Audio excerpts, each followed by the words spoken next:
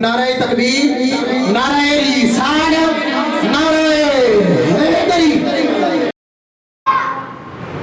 ایک بہت ہی پیارے بزرگ گزرے ہیں جن کا نام حضرت ثابت بنانی رحمت اللہ تعالی علیہ۔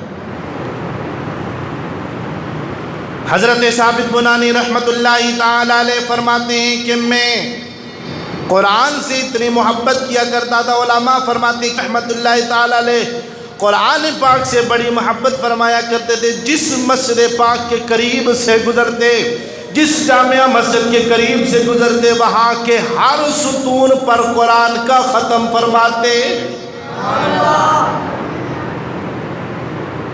جس کو مزہ آیا کہہ دیں۔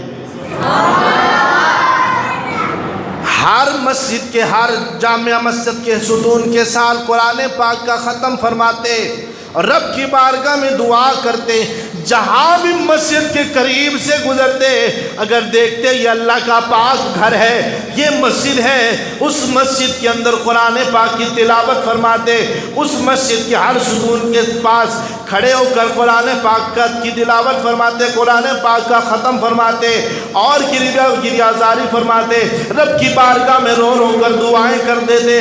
حضرت ثابت بنانی رحمت اللہ تعالی علیہ کا جب انتقال ہو گیا، مرنے کے بعد جب آپ قبر میں پہنچے، لوگ دفنا رہے ہیں، دفناتے جب قبر کو بند کرنے کا وقت آیا، اچانک ایک اینٹ سرک کر اندر چلی گئی۔ لوگ اینٹ اٹھانے کے لیے جب جھکے تو کیا دیکھتے گئے؟ حضرت ثابت بنانی رحمت اللہ تعالی علیہ قبر میں کھڑے ہو کر نماز پڑھ رہے ہیں۔ ابھی دفن کیا، قبر بند نہیں کی۔ حضرت ثابت بنانی رحمت اللہ تعالی علیہ کو کیا دیکھتے؟ قبر میں کھڑے ہو کر نماز پڑھ رہے ہیں۔ لوگوں کو تعجب ہوا۔ اب حضرت ثابت بنانی رحمت اللہ تعالی علیہ کے گھر پہنچے تو پتہ کیا کہ حضرت ثابت بنانی رحمت اللہ تعالی علیہ کون سا عمل کرتے تھے، قبر میں بھی کھڑے ہو کر نماز پڑھ رہے ہیں۔